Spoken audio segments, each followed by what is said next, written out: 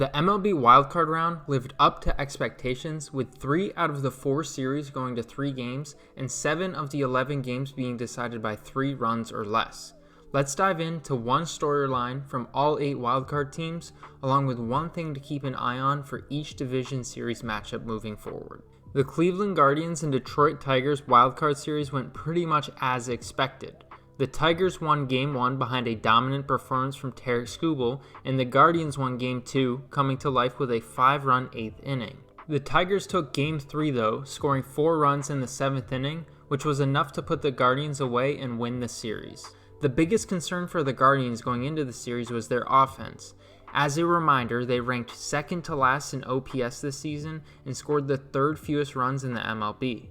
Aside from their 5-run 8th inning in Game 2, their offense simply did not have enough firepower to pull out a series win. For the Tigers, it was almost the opposite over the course of the season, ranking 8th in the MLB in runs scored until September, where they ranked 24th. It appeared that their low production offense was still present in the first 2 games of the series, but they finally broke through in the 6th and 7th innings of Game 3. If they can use that momentum to fuel their confidence at the plate and be the lineup that they were through the first 5 months of the season, it will go a long way towards helping them win in the division series. One thing to keep an eye on in the division series between the Detroit Tigers and Seattle Mariners will be whether or not Detroit's pitching can maintain their success against a much stronger lineup. The Mariners ranked 9th in runs scored, 10th in OPS, and 3rd in home runs this season. The other American League wildcard series between the Boston Red Sox and New York Yankees added to the storied history between these 2 franchises. The Red Sox were able to take Game 1 behind a dominant performance from their ace Garrett Crochet. The Yankees held on to win Game 2 and then received a gem of a performance from their rookie pitcher Cam Schlittler in Game 3 to win the series. The main issue the Red Sox faced going into this series was their lack of depth both in the lineup and starting rotation. Ultimately, their lack of depth cost them in Games 2 and 3. Following Garrett Crochet's Game 1 performance, their next 2 starters, Brian Bayo and Connolly Early, pitched a combined 6 innings, allowing 6 runs, 10 hits, and 2 walks. On the offensive side, Trevor Story, who led the team in home runs during the regular season, went 5 for 12 in the series with a home run and 3 RBIs.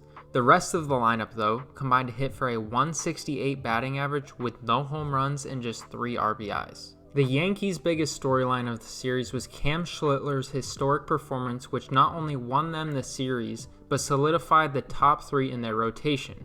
Schlittler threw 8 shutout innings, generated 18 whiffs, and struck out 12 batters without allowing a walk. The Yankees will feel confident leaning on the trio of Max Fried, Carlos Rodon, and Cam Schlittler to start games throughout the remainder of the postseason. One thing to keep an eye on in the division series between the New York Yankees and Toronto Blue Jays will be Toronto's starting pitching.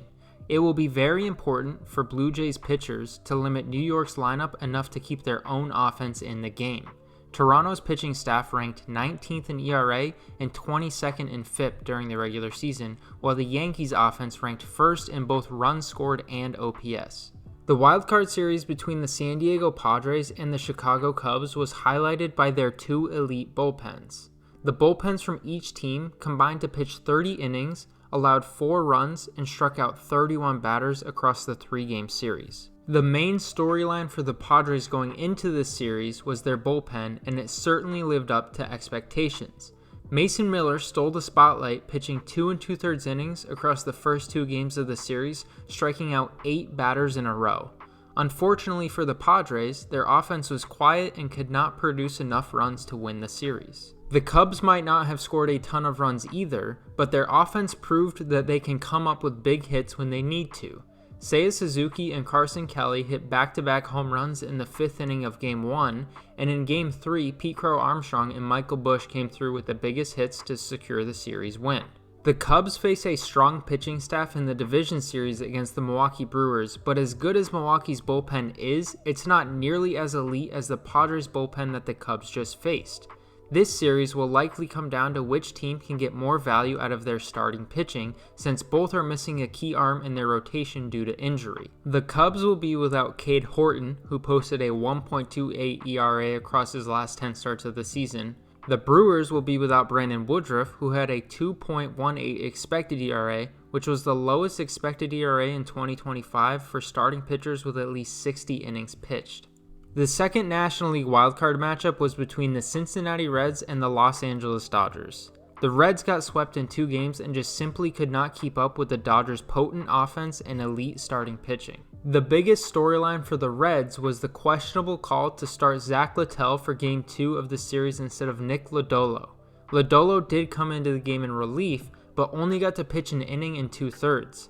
This season, he had a 3.33 ERA with an above-average whiff and strikeout rate to go with an elite chase rate in the 91st percentile. Not only did he have a strong season, but had one of his best outings on September 25th, where he struck out 12 batters across 6 1/3 scoreless innings pitched. Littell, on the other hand, had a whiff and strikeout rate both below the 15th percentile and had an ERA near 5 in the month of September. In an elimination game, it was a bit of a head-scratcher to go with Littell not only over Lodolo, but over Abbott as well, who also had a more productive regular season than Littell. Aside from their offense unsurprisingly putting up 18 runs across 2 games, a fun storyline that came from the Dodgers was Roki Sasaki's relief appearance to close out the series in Game 2. Sasaki had nasty stuff and looked like he could be a legit candidate to fill the Dodgers' closer role throughout the rest of the postseason. His fastball velocity has been up in his recent appearances in relief, and his splitter is a pitch that can generate a ton of whiff and strike batters out. The Los Angeles Dodgers matchup with the Philadelphia Phillies in the division series will be full of stars on both sides. The Dodgers' top 3 hitters of Shohei Ohtani, Mookie Betts, and Freddie Freeman are tough to face, but the Phillies' top 3 of Trey Turner, Kyle Schwarber, and Bryce Harper will be just as difficult. The same goes for the top of both teams' rotations, so this series could ultimately come down to which stars shine the brightest. Let me know in the comments which teams you think will win in the division series. If you enjoyed this video, check out this one popping up on the screen and subscribe so you don't miss out on any content in the future.